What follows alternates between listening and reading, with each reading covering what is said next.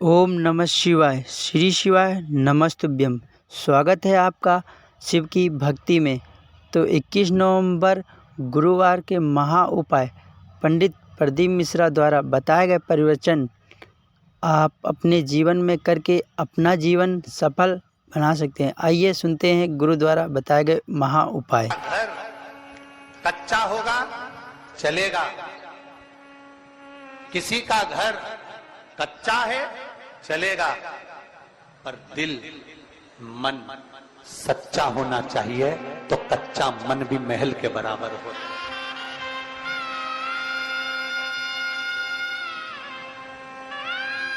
घर कच्चा है ना, चल जाए।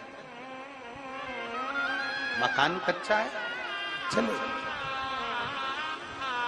बहुत बड़ा महल बना दिया, बहुत बड़ा घर बना दिया, बहुत बड़ी अटारी बना दी, और मालूम पड़े बेटा बहू अपने कमरे में, छोटा बेटा अपने कमरे में, बड़ा बेटा अपने कमरे में, बड़ी बहू अपने कमरे में, छोटी बहू अपने कमरे में, सास ससुर नीचे हॉल में अपने कमरे में। 4 मेहमान घर में आ जाएं। बड़ी बहू के मेहमान आते हैं तो बड़ी बहू ज्यादा काम करती है, छोटी बहू के मेहमान आते हैं तो छोटी बहू ज्यादा काम करती है, सास के मेहमान आते हैं तो सास ज्यादा काम करती है। जरा विचार करिए, महल बड़ा होने से, अटारी बड़ी होने से कुछ नहीं होता। शिव पुराण कहती है, घर अगर कच्चा भी है और मन अगर सच्चा है तो मेरे शंकर को आने में देरी नहीं लगेगी, मेरे शिव को आने में देरी नहीं लगेगी, मेरे शंकर को प्राप्त करने में देरी नहीं लगेगी। अभी अभी श्रावण में एक होड़ लगती है, श्रावण के महीने में होड़ लगती है, श्रावण के महीने में होड़ लगती है। मैं 1000 बेलपत्र शंकर भगवान को चढ़ाऊंगा। अभी अभी आप भी सुनते होगे, बोलो तो सही जरा, विधि सवाल बोलो, सुनते हो कि नहीं सुनते? अरे बोलो तो जम के, सुनते हो? कोई कहेगा 1.25 लाख बेलपत्र चढ़ाऊंगी, 1000 बेलपत्र चढ़ाऊंगी, 108 बेलपत्र चढ़ाऊंगी, 500 बेलपत्र शंकर जी को चढ़ाऊंगी। शिव महापुराण में ये कहीं पर नहीं लिखा कि आप शंकर भगवान को 1.25 लाख बेलपत्र चढ़ाओ कि 50,000 चढ़ाओ। शिव महापुराण में इतना जरूर लिखा है कि अगर आपने अपनी जिंदगी में एक बेलपत्री का पेड़ लगाया है तो 1 बेलपत्र चढ़ाने के तुम अधिकारी हो।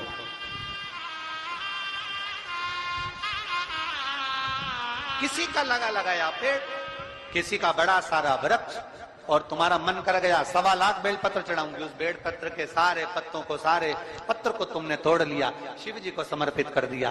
बेलपत्र का वृक्ष भी सोचता है, जिंदगी में एक पेड़ ना लगाया, जिंदगी में एक वृक्ष ना लगाया, जिंदगी में वृक्ष को कटवाया पर लगाया नहीं, और वृक्ष लगाया नहीं, और बेलपत्री का पत्ता तुम शिव जी को चढ़ाओ। मेरा ओघड़ दानी स्वीकार नहीं करता। ध्यान देना, अगर शंकर को बेलपत्र चढ़ाने का शौक रखते हो और अपने मरने के बाद भी शंकर के मंदिर में बेलपत्र चढ़वाना चाहते हो तो 1 बेलपत्र का वृक्ष लगाने का संकल्प लेकर अपने जीवन को आगे बढ़े कि हम भी 1 बेलपत्र का वृक्ष लगाएंगे, जिससे हमारा वो लगाया हुआ वृक्ष का बेलपत्र भगवान देवादिदेव महादेव को समर्पित हो सके, भगवान शिव को चढ़ सके। एक संकल्प अपने भीतर होना चाहिए। एक नया ट्रेड आ गया, एक नया क्रम चालू हो गया, 1.25 लाख बेलपत्र चढ़ाएंगे।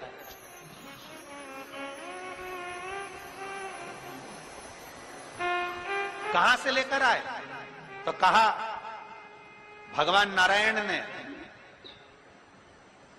108 कमल के दल भगवान शिव को समर्पित करे थे।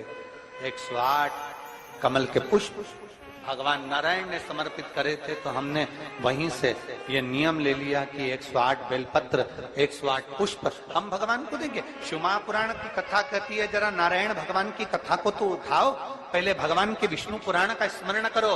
स्वयं माता लक्ष्मी जी से भगवान नारायण कहते हैं, लक्ष्मी आज मैं एक सावन के महीने में संकल्प ले रहा हूं कि 108 कमल के पुष्प शंकर भगवान को दूंगा। तो लक्ष्मी जी ने पूछा, ना 108 कमल के दल रोज कहां से आएंगे?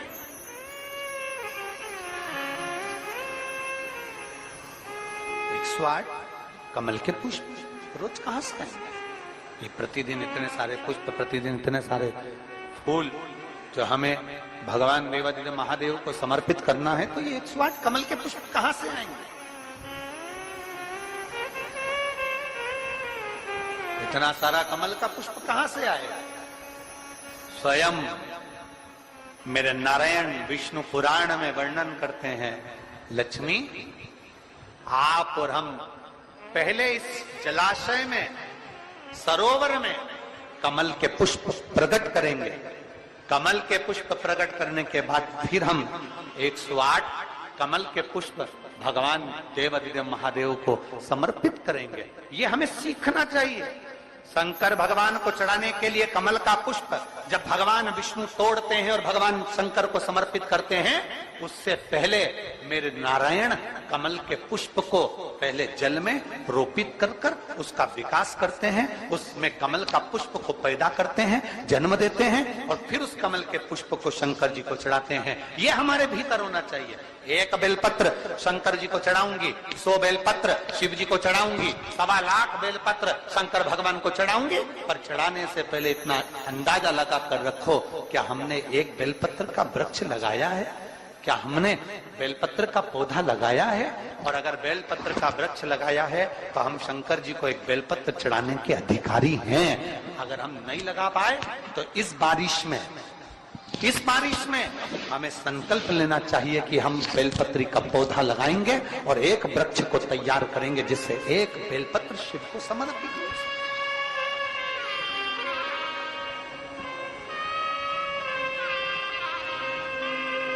और मेरे बाबा तेरी नौकरी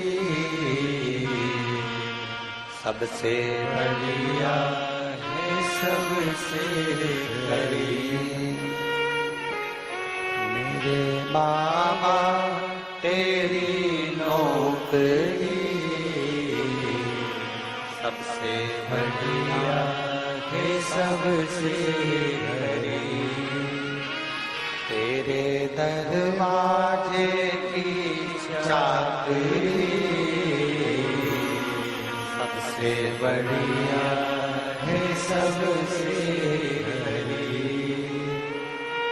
जब से तेरा गुलाम हो गया, तब से मेरा विनाम हो गया। जब से तेरा गुलाम हो गया,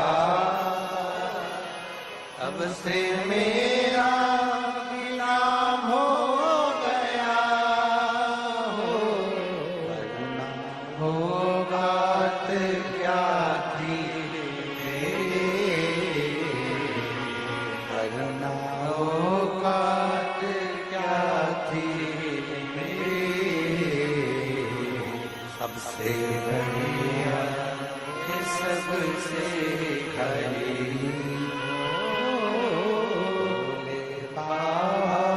तेरी नौकरी सबसे बढ़िया है, सबसे बड़ी। ब्रह्म जीना है तो प्रेम में जिंदगी को जियो। ब्रह्म में अगर जिंदगी को जियोगे तो एक दिन भटक जाओगे। ब्रह्म में अगर जिंदगी को जियोगे तो भटक जाओगे। प्रेम में जिंदगी को जियोगे तो बांध कर रख सकते, बांध। प्रेम जोड़ता है, भ्रम तोड़ता है, भ्रम तोड़ता है। अभी एक कथा में हमने कहा था कि मोबाइल आया, बहुत अच्छी बात है। मोबाइल आया, MP3 खत्म हो गया।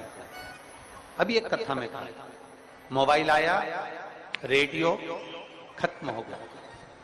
बोलो सही है कि गलत है? पहले रेडियो लोग सुनते थे, मोबाइल में सुनने लगे, खत्म हो गया। मोबाइल आया, MP3 खत्म हो गया। मोबाइल आया, रेडियो खत्म हो गया। मोबाइल आया, खत्म हो गई। पहले लोग टॉर्च रखते थे, अब टॉर्च खत्म, मोबाइल चला। मोबाइल आया, MP3 खत्म हुआ, मोबाइल आया, रेडियो खत्म हुआ, मोबाइल आया, टॉर्च खत्म हुई, मोबाइल आया, पंचांग कैलेंडर खत्म हुआ।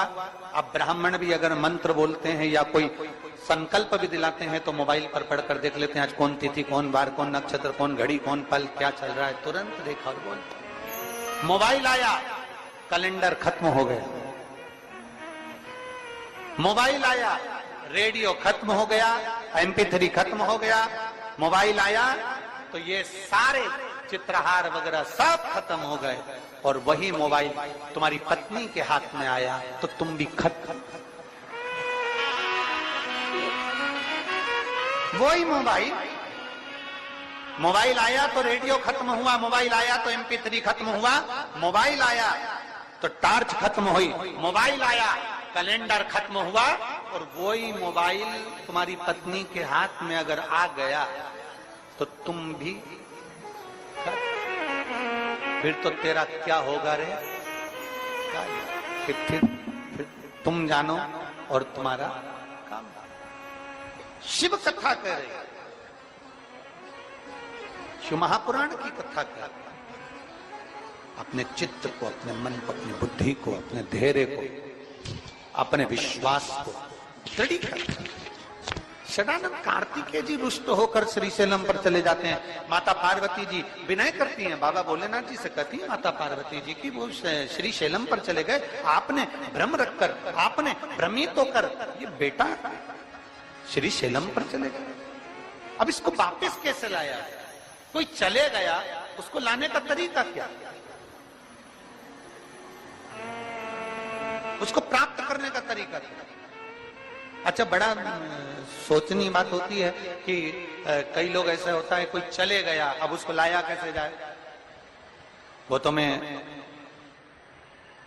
मां सरस्वती मानस मंडल विदिशा माननीय आचार्य श्री रवि कृष्ण शास्त्री जी और इनके साथ की पूरे यजमान परिवारों को सबको साधुवाद देता हूं। मैं विधायक महोदय को भी साधुवाद देता हूं, यहाँ के नगर पालिका अध्यक्ष को भी साधुवाद देता हूं, यहाँ की प्रशासन को भी साधुवाद देता हूं कि यहाँ माइक पे नाम नहीं लिया गया कि तुम आओ माला चढ़ाओ, तुम आओ माला चढ़ाओ, तुम आओ माला पहनाओ, तुम आओ माला पहनाओ। मालूम पड़े 15 से 20 मिनट तो माला ही माला, माला ही माला, माला ही माला में निकल जाता है। तो मैं माननीय शास्त्री जी को धन्यवाद देता हूँ, बहुत बहुत साधुवाद देता हूँ आपको कि आपकी ये जो क्रम चालू करा आपने, बहुत साधु था।